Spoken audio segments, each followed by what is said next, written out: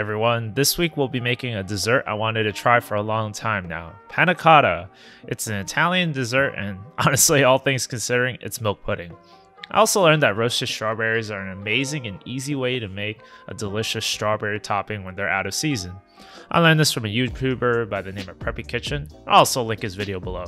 So apparently a lot of my viewers still aren't subscribed to me, so if you've been enjoying my cooking content, leave a like and subscribe to my channel. It does help.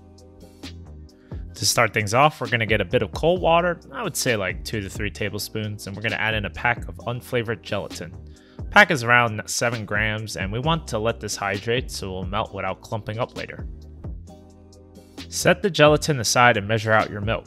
The recipe usually calls for 1.5 cups of milk, but I had like an extra half a cup more and didn't want to leave the rest remaining, so I wanted to see what would happen if I just added in the extra half a cup. The panna cotta actually ended up a bit more runny than what I'm normally accustomed to, but it still was good. If you want it to be more firm, just stick with the 1.5 cups total and that'll be totally fine. I added the milk to a pot and I also added in half a cup of sugar as well.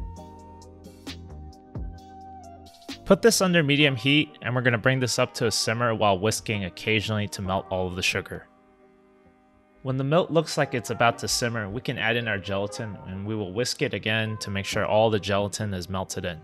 Add in 2 teaspoons of vanilla extract as well, and if you have vanilla bean or something more extravagant, by all means use it. And then after I would say another 2 to 3 minutes, it should be done. Take the pot off the heat, add in a cup of heavy cream, mix everything together, and now we can start portioning it out into our ramekins. I like to place it into my measuring cup first because it's easier to pour it out into the ramekins that way compared to the pot. Now if you don't have ramekins, just find a bowl or something you can let the panna cotta set in. I happen to have a lot of ramekins from when I used to make flan or creme brulee. Use whatever you have. Once everything's portioned out, let it rest for a bit to let it cool down a bit more before we place it into our fridge to let it set completely. While the panna cotta is setting, we can make the roasted strawberries. Preheat your oven to 425 degrees Fahrenheit, and then I cut up around 2 pounds of strawberries. You can obviously half the recipe if you want to make less as well. So I like to cut my strawberries in quarters, and I want to share a quick way of doing so. Cut off the tops, place the top flat side down, cut it in half, then rotate 90 degrees and cut it in half again. That's a quick and easy way to get quarter slices quickly. I placed my strawberries in the pan and then I sprinkled in 1/3 cup of sugar.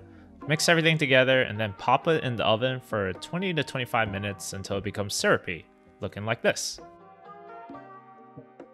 Let this cool down completely before we use it as a topping for our panna cotta. And let me tell you, this topping is mwah! Time to serve our panna cotta. I have a bowl of boiling water. I'm going to take this paring knife and run it around the edges of the ramekin.